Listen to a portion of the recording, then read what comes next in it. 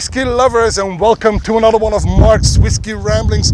I'm taking a bit of a hike in a green lung in my neck of the woods, to tell you about a new single malt release, a new distillery in Glasgow, the Glasgow Distillery Company. Now, it's definitely not the first in Glasgow, because of course the most famous one is my beloved triple distilled Auchentoshan. But there's also the Clutha distillery that is currently being built, and then of course you also have the Clydeside distillery. So 4 distilleries in Glasgow already. Now this new one, the Glasgow Distillery Company, they have put out quite a bit of product already, but all of that was sourced. The Prometheus single malts, for example, high quality, high age, high price. But now they finally have their own very first single malt. Now they named their single malt 1770.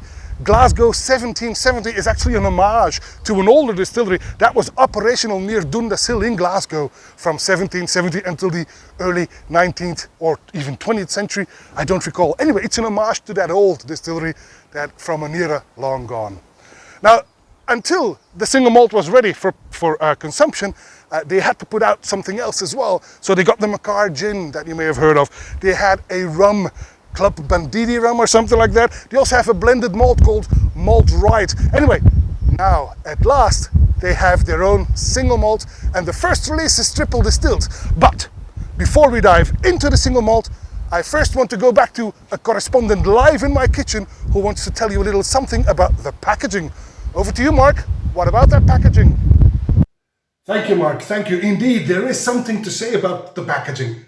Will you take a look at this? I have, for comparison, added another bottle, in this case, an Auchentoshan. For 2 reasons. They're both lowland distilleries, they're both triple distilled, they're both lovely, and, well, whenever I have an excuse to put in an Auchentoshan, my favorite triple distilled lowlander, I do it. But there's a purpose for it. Look at these 2 packagings.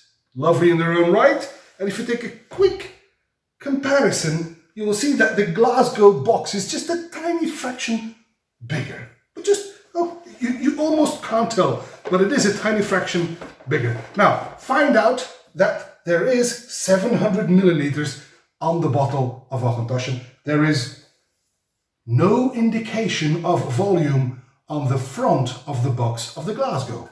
All right, so far so good. Let's take the bottles out of the box, shall we, and compare them again. Here is the bottle of Auchentoshan, lovely, lovely Auchentoshan. And then here we have the bottle of Glasgow, which in its own right is again a beautiful bottle, you will agree. Beautiful packaging indeed.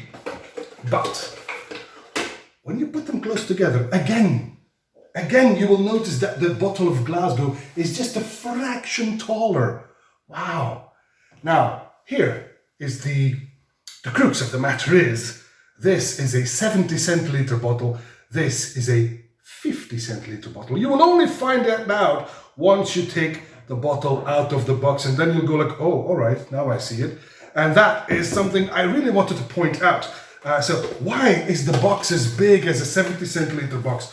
Why do they go all the way to invest extra in getting a box in a box to make sure that the bottle doesn't move around in that box? But clearly, this is something that the marketing boys have thought up, so that the bottle of Glasgow would, on the shelves, take the same space as a regular 70 centiliter bottle. And this is something I thought, well, from a marketing point of view, this is probably good thinking. This is probably a smart move, they might think, because the unsuspecting whiskey lover will be looking at the shelves and will not be overlooking this one because it is smaller. It will get the same attention. But I have to be honest, that's why I wanted to point this out. When I first bought this bottle, I was not aware that I had bought a 50 centiliter bottle. So that's a tiny wee bit cheeky, don't you think? And I just wanted to point that out, Mark, to your viewers, that they might want to double check. It does state 50 centiliters on the back of the bottle, on the back of the box, on the back of the box. But still, I thought that was a tiny bit cheeky. And there you have it. I just wanted to point it out. So, Mark, back to you out there in the field. All right. Thank you, Mark. Thank you for those very insightful pointers with regards to the packaging. And of course, well, it does look good. Let's be honest, this is a very beautiful bottle. But what's most important, of course, is what's inside. So let's give this one a go. The Glasgow 1770 triple distilled. Beautiful dark color, which basically already tells us there's a bit of, I was going to say sherry cask, but that's not the truth, because this is 100% virgin oak. That also rings a bell. Virgin oak. Anyway, so virgin oak means it are casks that have not held any other spirit before.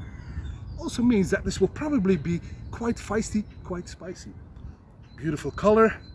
The 1770 Glasgow triple distilled, release number 1, 46% ABV. Let's give this one a go on the nose. Oh, this is nice. The nose is pleasant on fruit and wood. It translates into apple pastry. I get some vanilla ice cream, mandarin from a can, pineapple juice, and candied orange peel. Now the spices on duty are cinnamon. There's a bit of cloves, and even some aniseed. And that is of course the virgin oak speaking.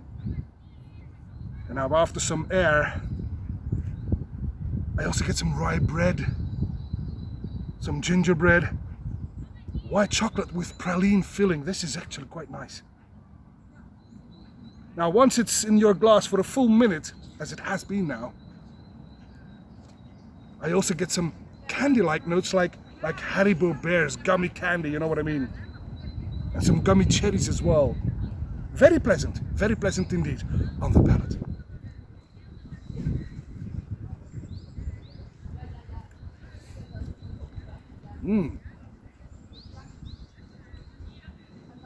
It's a lot more spicy on the palate than the nose promised. Again, no surprise, this is virgin oak matured, remember that.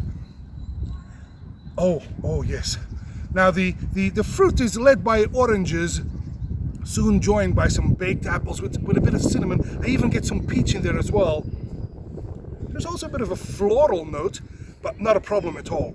It's not disturbing in the least. It is clearly young, but it does not bother at all. This is again one of those inaugural releases that is already quite out there, quite rich, quite bold, quite pleasant. Despite the fact that it clearly shows at young age, it's already showing a lot of potential, and it is quite lovely in its own right on the finish then.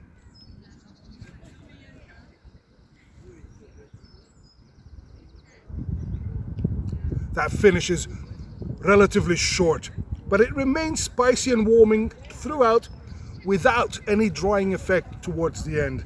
So it remains juicy, feisty, spicy, warm, although the finish is a bit short.